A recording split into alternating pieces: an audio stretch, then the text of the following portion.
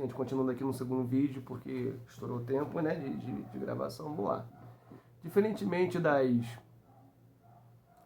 formas de orientação que são baseadas nos pontos cardeais colaterais e subcolaterais, que tem a ver diretamente com o movimento aparente do Sol, né, com o movimento de rotação da Terra, que são formas para a gente se orientar no espaço. As coordenadas geográficas são formas para a gente se localizar no espaço, nos achar e achar qualquer ponto da superfície terrestre em um mapa. São baseadas em dois grupos específicos de linhas imaginárias, os paralelos e meridianos. Os paralelos cortam horizontalmente o globo terrestre e tem um paralelo especial, o ponto de partida, que mede zero, chamado Equador, que divide a Terra em dois hemisférios, hemisfério norte e hemisfério sul. Acima do Equador no mapa norte, abaixo o sul, mas se isso estiver invertido não está errado, é só um padrão. Toda linha imaginária que acompanha paralelamente a linha do Equador, para norte ou para sul, é chamada de paralelo. Esses paralelos vão de 0 até 90 graus para norte e 0 até 90 graus para sul. Não pode passar de 90. Por que 90 graus? Porque são linhas horizontais. Se você pega os meridianos e corta verticalmente, você forma vários ângulos de 90 graus. Nesses paralelos, a gente tem alguns paralelos especiais que nos ajudam a definir as zonas climáticas, porque nos ajudam a entender como que é a distribuição de luminosidade solar na superfície terrestre. São a própria linha do Equador, 2 trópicos e 2 círculos polares. No hemisfério norte, a gente tem o Trópico de Câncer. Por que o Trópico de Câncer? Porque em toda a área da circunferência terrestre onde passa aquele trópico, é possível ver a constelação de Câncer o ano inteiro. Isso está a mais ou menos 35 graus de latitude norte. A 35 graus de latitude sul, a gente tem o Trópico de Capricórnio, porque o nome é pelo mesmo motivo, É porque a gente pode observar a constelação de Capricórnio o ano em toda essa circunferência. E a linha do Equador está no meio delas. Equador, porque esse radical equidade, vem de igualdade, O Equador separa a Terra em duas metades. Então essa área entre os trópicos, entre o Trópico de Câncer e Capricórnio, e para saber qual é o norte e qual é o sul, tem aquele macetinho, As duas primeiras letras de Câncer e Capricórnio é CA. Então você lembra do professor Carlos André, CA. A terceira letra de Câncer é um N. Qual é o ponto cardial que começa com N? Norte. E aí você já mata que o Trópico de Câncer fica no hemisfério norte. Obviamente o Trópico de Capricórnio no hemisfério sul. Entre os trópicos é a área com maior intensidade de raios solares o ano inteiro. É praticamente a mesma intensidade o ano inteiro, com pouca variedade, e é calor o ano todo, é a região intertropical, ou zona intertropical, ou apenas zona tropical. É aquela que não tem 4 estações no ano. As estações têm a ver com umidade, estação chuvosa, estação seca. Não temos primavera, verão, outono e inverno. A gente tem calor o ano inteiro, com variações de umidade, ou no máximo uma queda de temperatura por conta de massas de ar polar que chegam aqui. No caso, a massa polar atlântica, no nosso caso. A mais ou menos 60 graus de latitude, a gente tem os círculos polares. 60 graus de latitude norte, o círculo polar ártico, o polo norte. 60 graus de latitude sul, o círculo polar antártico, que é o polo sul. Que, ao contrário dos trópicos, lá é frio o ano inteiro, à toa que é congelante. Pela posição do eixo inclinado da Terra de mais ou menos 24, 25 graus, a luz solar, às vezes, chegam em pontos extremos nessa área por 6 meses, depois fica 6 meses sem luz solar, ou seja, 6 meses de dia e 6 meses de noite. E mesmo quando a luz solar chega numa intensidade muito fraca, ou seja, é bem frio, Por isso que forma aquela camada de gelo, de neve muito intensa. Então a gente tem uma parte do planeta, a região tropical, muito frio e as zonas polares, muito quente e as zonas polares muito frias. E entre essas zonas, ou seja, entre um trópico e um círculo polar, a gente tem a zona temperada, Por que temperada? Porque mistura o calor dos trópicos e o frio, dos polos, ou seja, é uma mistura, é um tempero, Que é os únicos lugares do planeta que tem 4 estações. Então você vê que as 4 estações bem definidas é em máximo em 35% do planeta. Entre o Trópico de Câncer e o Círculo Polar Ártico, A gente tem a zona temperada norte, onde fica a maior parte da América do Norte, onde fica a maior parte da Europa e boa parte da Ásia. Entre o Trópico de Capricórnio e o Círculo Polar Antártico, a gente tem a zona temperada sul, onde se localiza a Argentina, o Chile, né, o sul da América do Sul, né, que eles chamam de Cone Sul, né, porque o mapa parece um cone. A parte centro-sul da África e uma pequena parte da Ásia e toda a Oceania, ali na própria Antártida, que é um continente, tá bom? Nas zonas temperadas, que a gente vai ter as 4 estações bem definidas, e elas sofrem influência das massas de ar tropicais e polares, né, como eu já disse. Então, isso são os paralelos. E também temos os meridianos. Os meridianos, eles foram criados, ou pelo menos padronizados, em 1884, na Conferência de Washington. Por mais que tenha sido feita nos Estados Unidos, quem liderou isso era a Inglaterra, que era praticamente a grande potência capitalista da época, né? O berço da Revolução Industrial que ditava o crescimento econômico do mundo, pelo menos no mundo capitalista explorador, né? Então a Inglaterra definiu os meridianos com um objetivo central, definir os fusos horários, né? Para que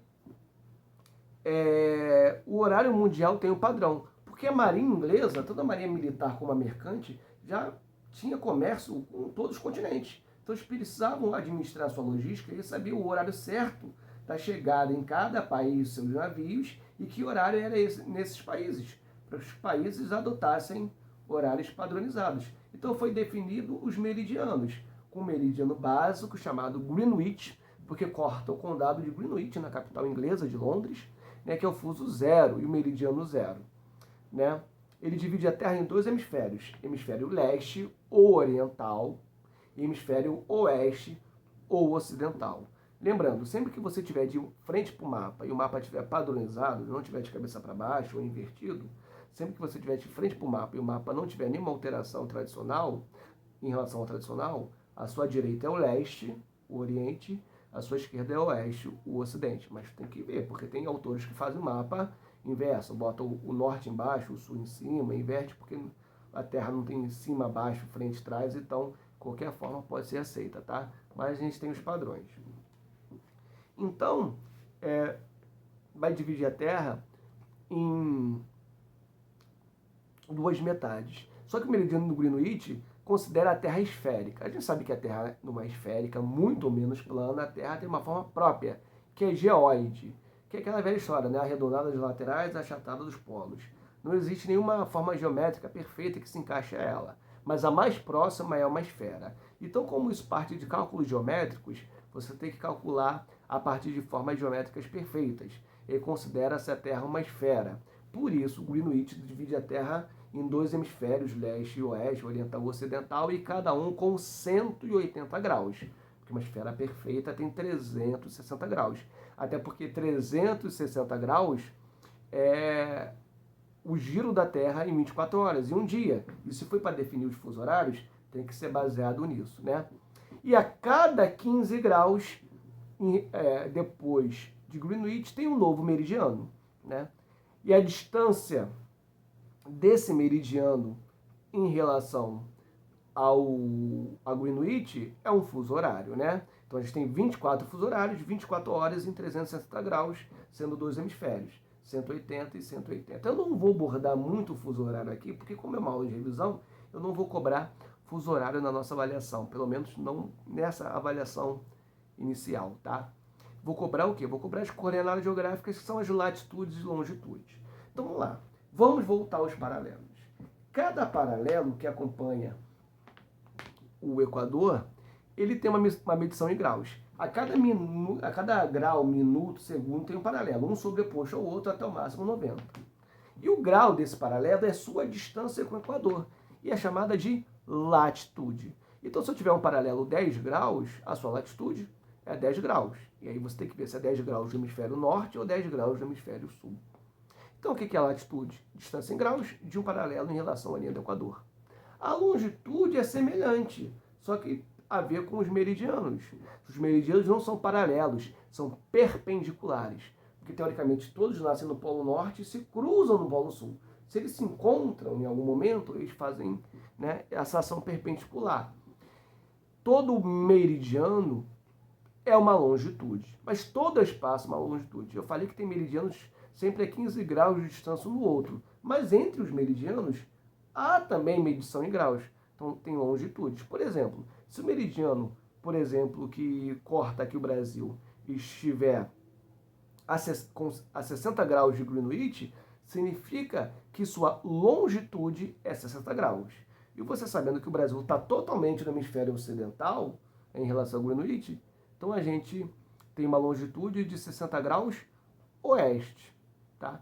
Porque também temos que ter que definir se é oeste ou leste, porque tem as duas medições nos dois hemisférios, assim como os paralelos. Aqui, ó, não sei se vocês vão conseguir observar bem, só para a gente entender, né? Esse mapinha que tem lá no nosso livro, na página 82, no exercício 1, só para a gente definir, ó, as linhas horizontais.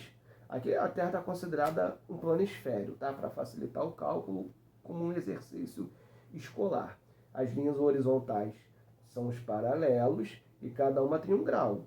O grau está sendo colocado aqui, ó, do lado das linhas. E esse grau é a sua latitude. Já as linhas verticais, né, são os meridianos e tem uma medição em graus. As medições em graus estão em cima e embaixo. Né? Por quê? Porque acompanha as linhas verticais, que são os meridianos, ou melhor, perpendiculares. E essa medição em graus dos meridianos são as longitudes. Aí, como eu falo, é brincar de batalha naval. Numa atividade, você tem que encontrar a latitude e a longitude. Sendo que latitude, você tem que indicar se é hemisfério norte ou hemisfério sul, depois de indicar a numeração em graus. Longitude, se é hemisfério leste ou oeste. Ok? E aí, abordando agora o nosso último conteúdo, que são os movimentos da Terra, que a gente já falou um pouquinho ali quando a gente falou das zonas térmicas, né? A Terra tem dois movimentos essenciais, né? A rotação e a translação, né? A Terra, em seu movimento em torno do Sol, junto com o sistema solar, faz um movimento chamado elíptica, porque ele tem uma forma de elipse, né? Algo oval em volta da Terra, ao mesmo tempo que a Terra está em volta do Sol, ao mesmo tempo que a Terra está girando em torno do Sol, ela está girando, né, pela gravidade em torno do seu próprio eixo. Esse movimento em volta do seu próprio eixo é chamado de rotação. É um movimento de 360 graus e a rotação da Terra dura 24 horas e alguns minutos, que a gente despreza, né? Que é o nosso dia redondo. Né? Já o movimento em torno do Sol é chamado de translação, né? Que é o que gera um ano e as estações do ano. Essa translação, que é a própria elíptica, né? Ela dura 365 dias e 6 horas. Essas 6 horas, ao longo de 4 anos, se acumulam, né? E formam um novo ano, né? Mais 24 horas, que é quando a gente tem ano bissexto, que inclusive esse ano é ano bissexto, né? 2020. Tem um macetezinho aí, né, para quem gosta de esporte, sempre ano de Olimpíadas é ano bissexto. É quando fevereiro vai até dia 29. E aí tem uma pergunta, né? Eu tenho um amigo que nasceu dia 29 de fevereiro no ano bissexto. Ele faz aniversário só a cada 4 anos, então quando ele tiver 40 ele vai ter 10. Ele comemora dia 28 de fevereiro, ele comemora dia 1º de março, ele comemora meia-noite. O que ele faz para comemorar, né? Aí a pessoa pode escolher. Ela pode comemorar até 2 vezes, né? E tudo mais. Então, o movimento de translação ele é mais importante nesse quesito, desse assunto para a gente. Por quê? Porque a gente tem que entender não só as estações, mas o que gera essas estações do ano, né? Existem 4 datas especiais, né, que nos ajudam a definir as estações, né? Que são os solstícios e os equinócios. O que são solstícios? Solstícios, e aqui eu estou considerando apenas hemisférios norte e sul, tá? Solstícios é quando o hemisfério da Terra, norte ou sul, recebe uma intensidade de raios solares muito mais alta que o outro hemisfério.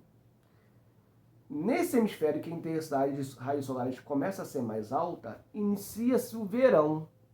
Consequentemente, no outro, inicia-se o inverno. Por quê? A Terra tem um eixo inclinado, o Sol está aqui. Se isso aqui está incendido perpendicularmente aqui, aqui o Sol chega com menos força.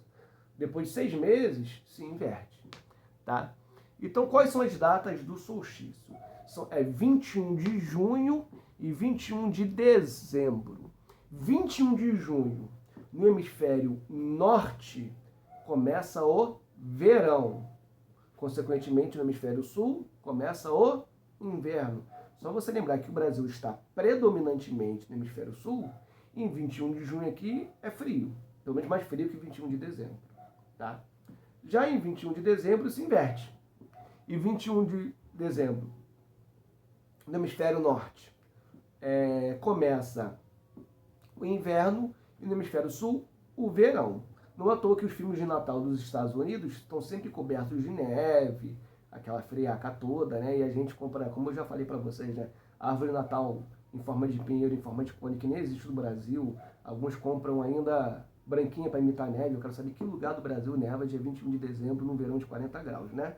Mas isso aí é uma influência cultural estadunidense pelo cinema, né? Que é uma coisa muito utilizada para manipular a cabeça da população de alguns países a consumir os produtos que aquele país oferece e fazer aquele país lucrar, né? Isso é tática utilizada desde a Segunda Guerra Mundial, ok?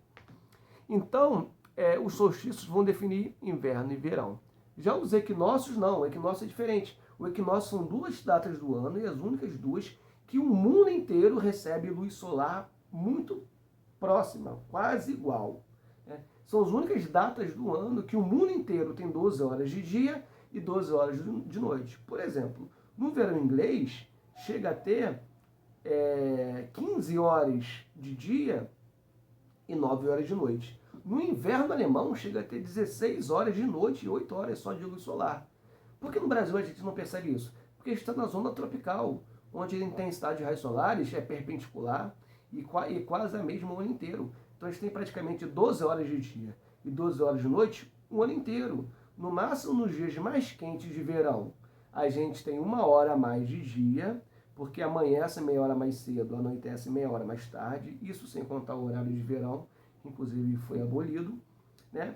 E nos dias mais frios de inverno, a gente tem 1 hora a mais de noite, porque amanhece meia hora mais tarde, anoitece meia hora mais cedo. Mas tirando essas variações pequenas, a gente tem praticamente 12 horas de dia e de noite o ano inteiro. Porém, o resto do mundo não. O resto do mundo é muito diferente. Como eu falei, nos polos chegamos a ter 6 meses de dia e 6 meses de noite. Só que durante os equinócios, o mundo inteiro tem 12 horas de dia e 12 horas de noite. São as datas de 21 de março, e aí vai ter uma variação. Algumas pesquisas vão falar que é 22 de setembro, outras que vão falar que é 23. Por quê? Por conta do fuso horário. Às vezes aqui no hemisfério ocidental é 22 de setembro, mas no hemisfério oriental já é 23. Então já começou um novo dia. Então você citando 22 ou 23 de setembro, tá certo as duas datas. É a única que sai do dia 21. Tá? Então 21 de março e vamos botar 22 de setembro. Né? Ou 23. E 21 de março, no hemisfério norte, começa a primavera, né? Antes do verão. Já no hemisfério sul começa o outono, que inclusive é a estação que estamos agora. Né? Já em 22 ou 23 de setembro, no hemisfério norte começa o outono. E no hemisfério sul, a primavera. É sempre invertido, ok? Então isso são os solstícios e os equinócios. Então a gente acaba por aqui, essa aula de revisão, uma revisão oralizada, porque toda essa matéria já foi dada, exercitada e até já feita revisão e exercícios fora da apostila que a gente fez praticamente todos os exercícios da apostila, né?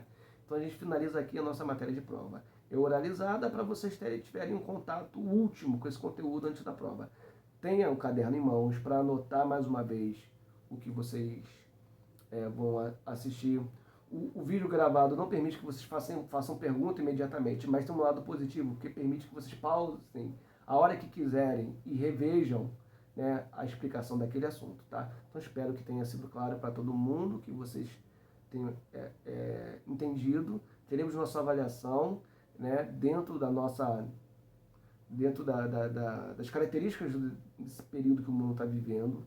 Então não entrem em colapso nervoso, que não vão ter uma prova, vocês vão ser avaliados, mas a presença em sala de aula, em atividades online é avaliada, a participação vai ser avaliada, né?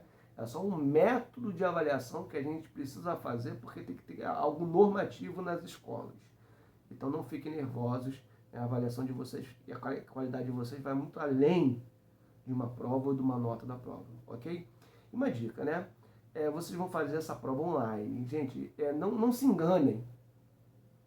É uma forma de você se testar. Até porque daqui a alguns anos vocês vão estar fazendo vestibulares e outros concursos públicos. Então, façam por vocês mesmos a avaliação, de acordo com o conhecimento de vocês. Estudem. Não tentem burlar, porque burlar é sempre ruim. Burlar é sempre burlar uma avaliação, até uma forma de corrupção, porque você quer absorver aquilo que não é seu, conhecimento que você não tem. Talvez seja muito mais honesto você tirar 6 ou 7 dentro do que você sabe e ele procurar e no futuro chegar a um 10, do que tirar um 10 mentiroso e depois se acomodar. Então, se testem. Vocês vão ter tempo para fazer avaliações, acho que vocês já foram explicados como vai ser o sistema, e se testem, né? Porque não é essa avaliação à distância que vai dizer a qualidade de cada aluno, tá? Ok? Beijo para vocês, boas semanas e estudem, tá?